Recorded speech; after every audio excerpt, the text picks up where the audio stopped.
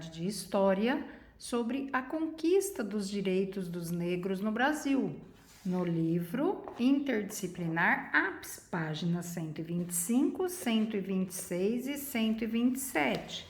Então, nós vimos esses dias, sobre as declarações, os direitos e deveres, a luta pela cidadania. Então, agora, nós vamos ver a conquista dos direitos dos negros no Brasil. Lembrando que na época, os negros, eles eram escravos. Da chegada dos portugueses às terras do atual Brasil em 1500 até 1888, apenas uma parte da população era livre. Então, somente em 1888 que os escravos foram libertados pela Lei Áurea, tá? Que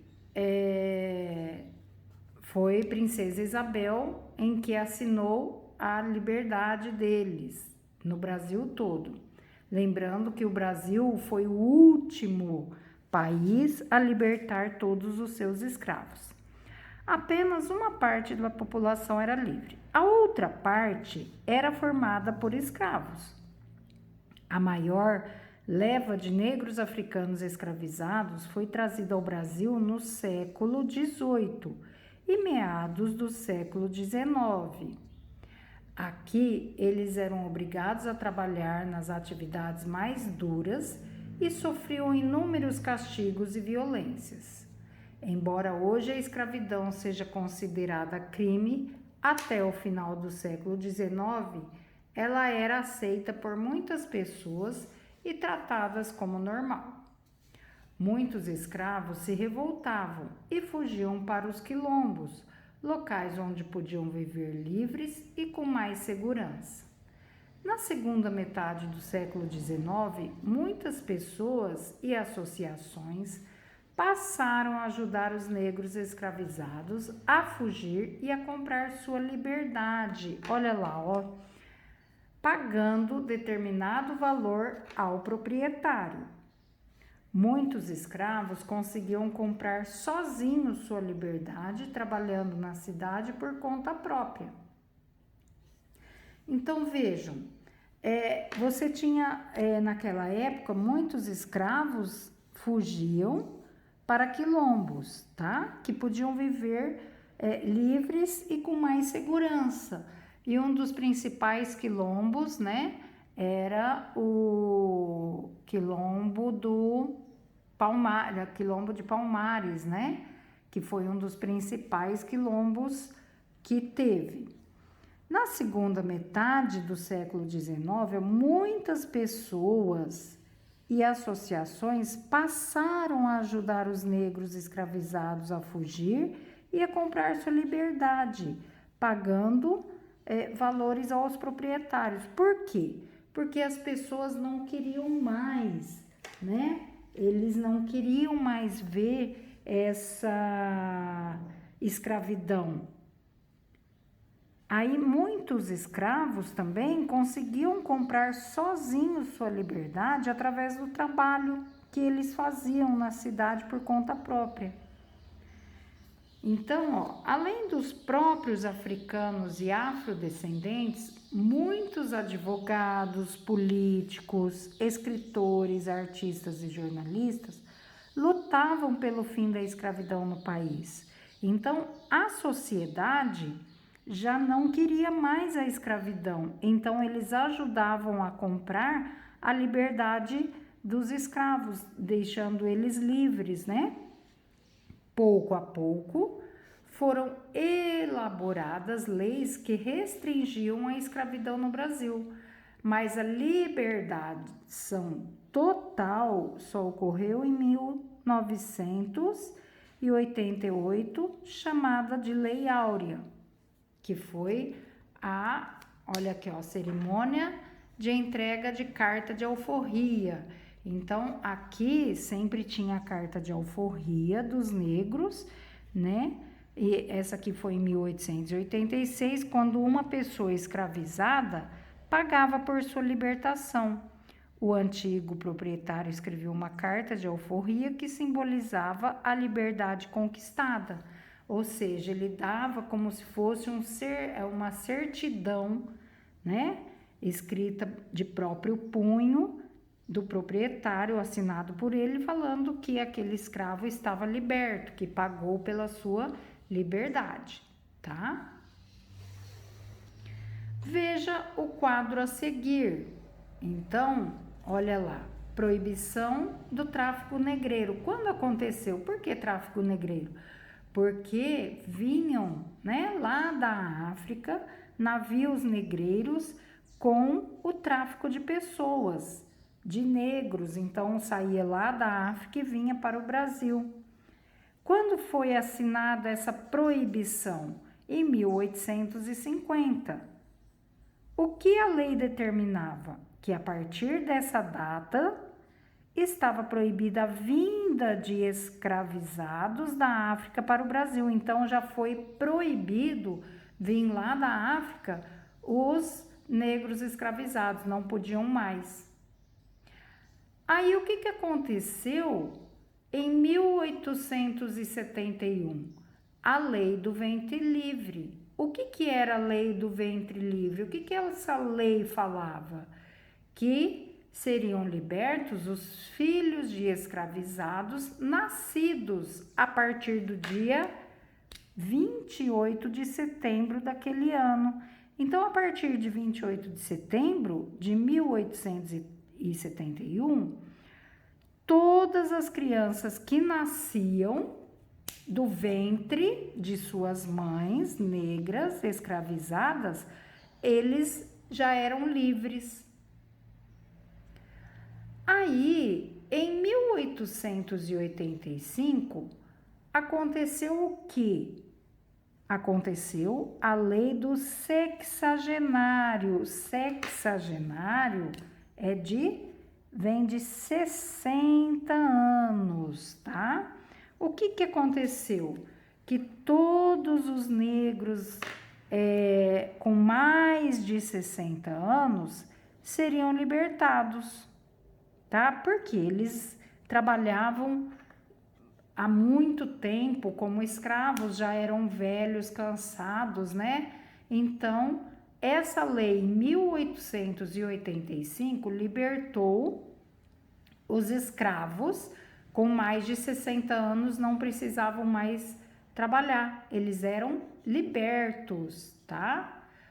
Muitos, porém, não chegavam a viver até essa idade. Por quê?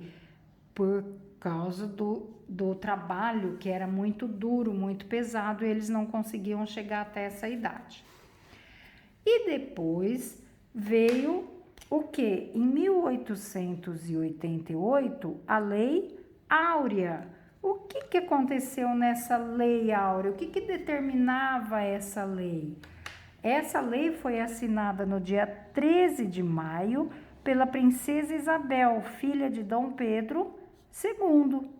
A Lei Áurea, ela determinou a abolição, ou seja, acabou com a escravatura no Brasil, tá? Então, essas foram as principais leis para os negros, né, para acabar com a escravidão. Então, aos poucos foram diminuindo, tá? Então, primeiro eles pararam com os negros vindo da África, depois era a lei do ventre livre, que os nenéns, né, quando nasciam já eram libertos. Depois vieram os homens, né, as pessoas de 60 anos eram libertos, até chegar em todos eles serem libertos, né, pela abolição da escravatura, que foi no dia 13 de maio de 1888, que a princesa Isabel determinou a abolição da escravatura.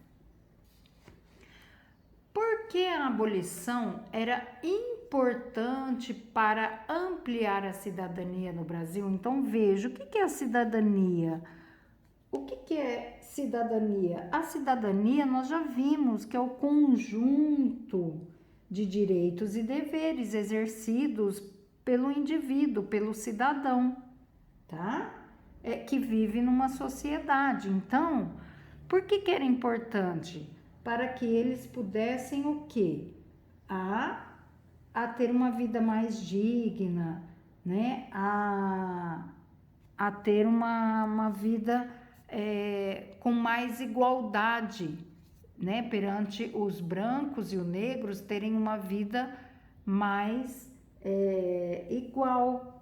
Eles queriam ter direitos, né? Porque como a cidadania é o direito e dever, eles também queriam ter os direitos, os mesmos direitos e deveres do branco, né? Só que, por que era importante? Então, para que eles pudessem ter o quê? Os mesmos direitos e deveres do cidadão branco da época, né? Eles lutavam para ter esses mesmos direitos, né? Então, por isso que era importante essa cidadania. Só que isso ampliou? Não.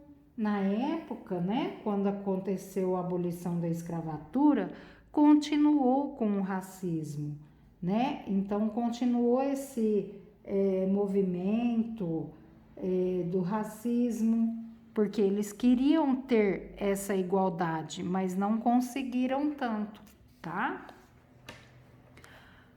Como se combatia a escravidão na segunda metade do século XIX? Olha lá, está aqui, ó.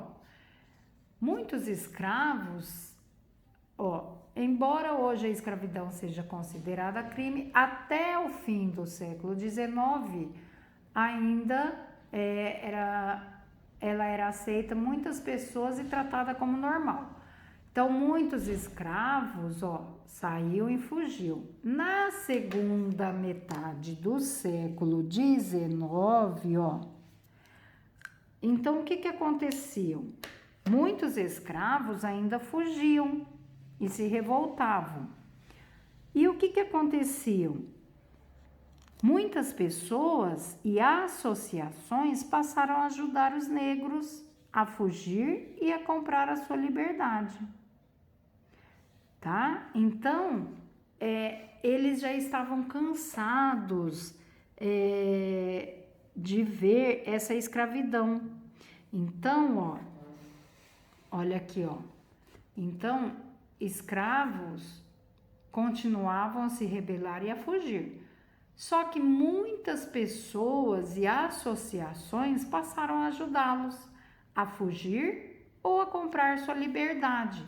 Por quê? Demonstrando que a sociedade já não queria mais a escravidão, eles já estavam cansados. Tanto é que aqui fala que advogados, políticos, escritores, artistas e jornalistas lutavam pelo fim da escravidão, eles já não queriam mais, né? Então, é ali que está mostrando como que se combatia, através do quê? Da sociedade, ajudavam eles a fugir ou a comprar a sua liberdade. Através disso, eles estavam demonstrando que o povo, que a sociedade já não queria mais a escravidão, certo? Deu para entender? Então, vamos para a página 126. Com o fim da escravidão no Brasil, em 1888, os negros recém-libertos e seus descendentes se depararam com duas difíceis tarefas. Então, depois que eles ficaram libertos, o que aconteceu? Onde eles iriam morar, né? Primeiro, quais foram as difíceis tarefas? Encontrar empregos, né? Ocupação no mercado de trabalho, que seria o emprego livre, e lutar por seus direitos, olha lá, pela sua cidadania. Então, primeiro foi o trabalho e a luta pelos direitos. A A busca por trabalho livre e assalariado foi muitas vezes um desafio enfrentado pelos recém-libertos, que não encontravam emprego remunerado ou só conseguiam aqueles que pagavam um salário muito baixo. O preconceito racial continuou a existir depois da Lei Áurea e pouco se fez para reparar os efeitos do século da opressão.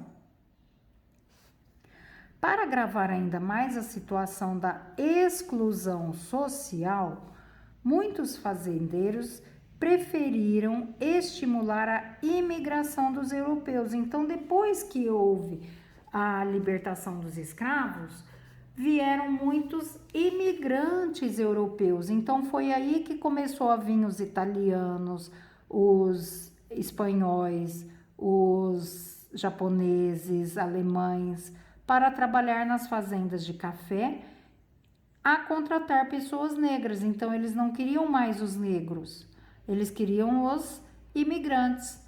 Por isso, mesmo com o fim da escravidão, muitas delas continuaram vivendo na pobreza. No início do século XX, uma parte dos afrodescendentes conseguiu trabalhar em alguma indústria, ferrovia e obras públicas. Ainda assim, o valor dos salários, o acesso à educação e a condição de vida de brancos e negros eram muito diferentes. Então, olha lá, ó, valor de salário, acesso à educação, condição de vida eram muito diferentes. Então, aqui são um grupo de pessoas de uma fábrica de couro, né? Então, eles eram assalariados. O assalariado é o tipo do emprego que a pessoa recebe um salário em troca de trabalho. Então, vejam, aqui tinham as pessoas, né? Olha, tinha até crianças na época, em 1922, as crianças trabalhavam. Aí vinham as outras pessoas, tá vendo que os que estão de terno são pessoas de melhores condições de vida. Aqui são os outros assalariados que trabalhavam na fábrica, são os brancos, e atrás vinham os negros também, tá? Com base no que você aprendeu nesse capítulo, imagine uma situação de exclusão social pelo qual os negros passaram no começo do século XX. E escreva um pequeno texto no seu caderno. Então, vejam, a exclusão social, né? O que foi a exclusão? O que eles tiveram, né? Foi o salário, a educação, a condição de vida, né? Então, tudo isso foi excluído, né? Foi uma exclusão social. Então, vocês vão imaginar uma dessas situações e escrever um pequeno texto. Ainda no século XX, ainda, né, 21, ainda continua com a exclusão social, a econômica, a cultural. Então, aqui vocês vão pegar um desses e falar um pouco, um pequeno texto no seu caderno, tá? O que vocês acham? Imaginar a situação da exclusão social pelo qual eles passaram, tá? Vocês vão imaginar naquela época como foi difícil, o que foi, o que poderia ter acontecido, como poderia ter sido se fosse diferente, tá? Com a orientação do professor e com um colega, pesquisem em jornais, revistas ou na internet o preconceito racial e a exclusão social no Brasil atualmente. Depois vamos conversar com isso em sala de aula, tá? Então, até hoje tem o preconceito racial. Vocês viram que nos Estados Unidos teve um negro, né, que morreu. Tem a exclusão social, que é o econômico, tem o cultural, tem o educacional, certo? Então, tudo isso vamos pesquisar e rever isso em sala de aula quando voltarmos, tá bom? O preconceito racial no Brasil ocorria e ainda ocorre de várias maneiras. Um exemplo era a crença de que apenas a cor da pele clara e o cabelo liso eram traços físicos bonitos e que deveriam ser valorizados, ou seja, somente a cor da pele e os cabelos eram valorizados, ou seja, a cor da pele clara e os cabelos lisos eram mais valorizados naquela época, né? Eram mais valorizados que os dos negros. Outra forma de preconceito era a religião. Então, veja, os preconceitos raciais, então era a cor da pele, era a religião e a cultura, né? Afro-brasileiros inferiores e outras culturas e religiões. Então vejam, a cultura, a religião a cor da pele eram os preconceitos. Ideias e práticas preconceituosas como essas são combatidas pelo movimento negro.